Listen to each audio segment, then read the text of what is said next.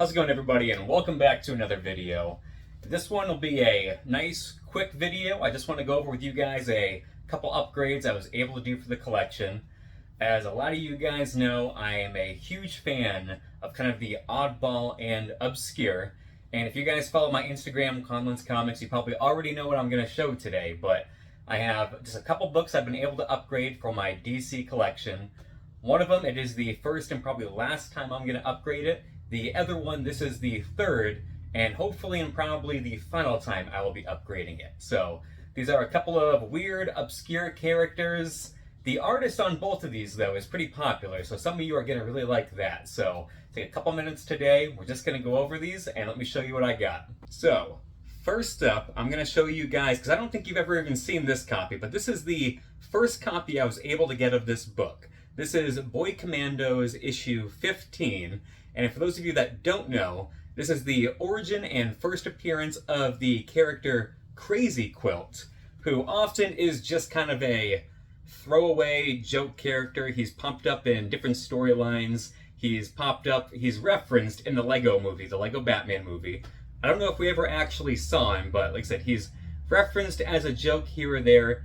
Scott Snyder and Greg Capullo and their Batman Endgame run tried to do something a little bit different with him, where they actually tried to make him a little bit more of a serious, not even villain, but a character, where the quilting aspect was more of he was like a genealogist who quilted life, mixing and matching, splicing, things like that. So he's just a character that's popped up every now and then.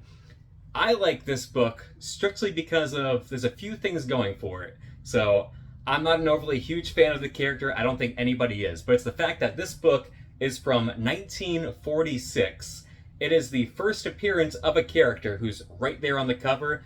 It is an awesome, beautiful yellow cover. And this, of course, also is Jack Kirby goodness. So I have a 7.5 Jack Kirby origin and first appearance of a character from the 1940s, which I think is ridiculous.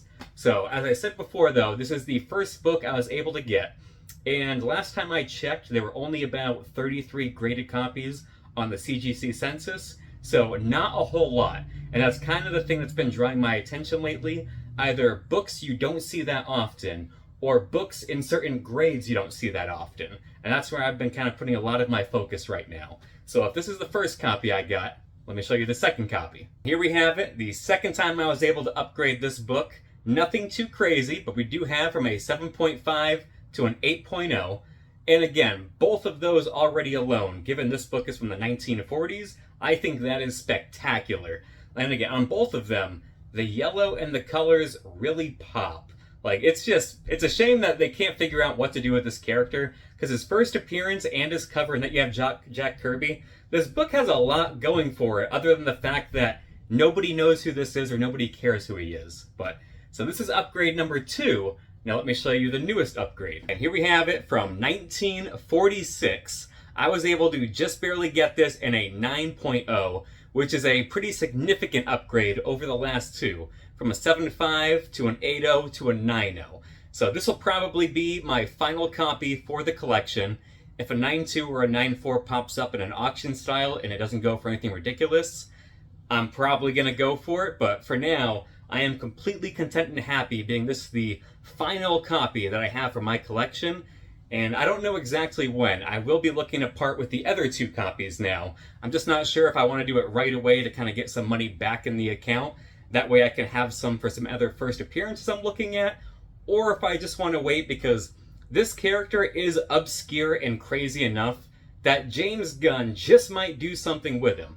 Even if he is a throwaway of a joke, any mention of him, and at least people will look for the book. And like I said, I don't think there's any copies currently listed anywhere for sale right now. There could be in like Heritage or something like that, but I know on eBay at least, and a couple of the other ones I follow, it's very, very rare that you see any of these copies come up. But there we have the first book I was able to upgrade, the third and probably final time, Boy Commandos 15, and again, origin and first appearance of Crazy Quilt.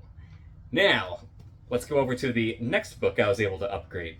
Alright, so this is the copy I already had. This is Demon issue 7, the origin and first appearance of Clarion the Witch Boy. So again, sticking with kind of that last theme, this is more Jack Kirby goodness. And this is a pretty good copy of this book. I love the black cover. It's not spectacularly tough, but a little tougher in high grade just because of that spine. But again, just the colors on that with the black spine, Jack Kirby goodness, just like we had before, is wonderful. As I said, this is the copy I had before. So what did I upgrade to? We have it, 9.4 white pages. And something that I did not used to pay any attention to that's really hard for me to unsee now is this book has almost a perfect spine wrap on it. You can see there. That's something that when I first started collecting, I wasn't paying a lot of attention to, that it's really hard for me to unsee and not pay attention to it now. As I mentioned, I can do if there's a sliver of white on the front where the spine is just slightly miswrapped. I don't prefer it, but I can get away with it. What I cannot do though is if it's thin up top, thick at the bottom, or vice versa, kind of that uneven spine wrap, or when you have a decent white gap.